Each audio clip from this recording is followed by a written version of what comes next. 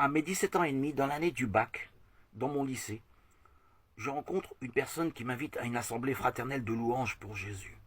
J'y vais sans aucune conviction, histoire de m'aérer et changer d'air.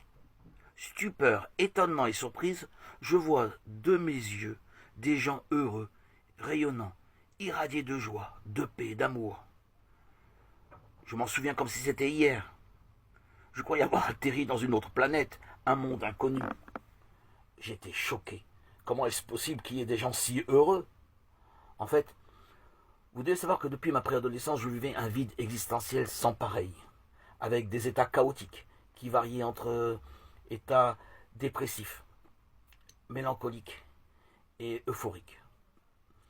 Plus tard, on m'a diagnostiqué bipolaire, maladie invisible qui a pollué mon existence pendant plus de 34 ans.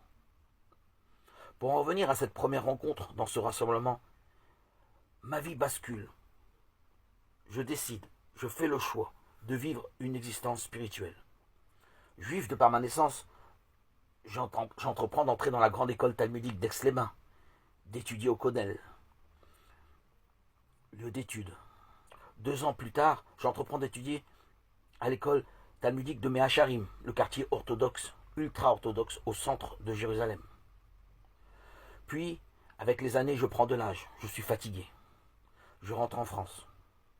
Je fais une dernière école religieuse talmudique, celle de Brunois, l'école Lubavitch. Mais dû à ma bipolarité, je n'ai plus de conviction, je n'ai plus d'enthousiasme.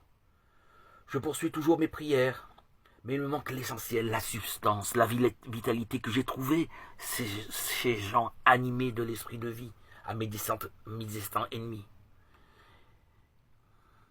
Je suis toujours triste, malheureux, dépressif à cette époque.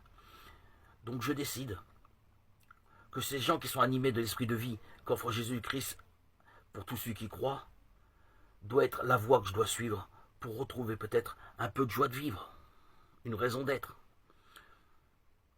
Donc j'entreprends secrètement de lire l'Évangile et je maintiens dans le secret de mon cœur mon amour pour Jésus, pour la parole. Et tout cela en secret.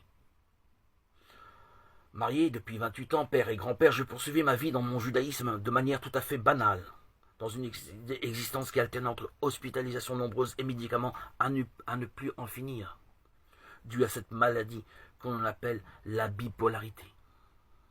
À l'époque, on m'appelait le maniaco-dépressif. J'étais condamné, perdu, désespéré. Je subissais les ténèbres.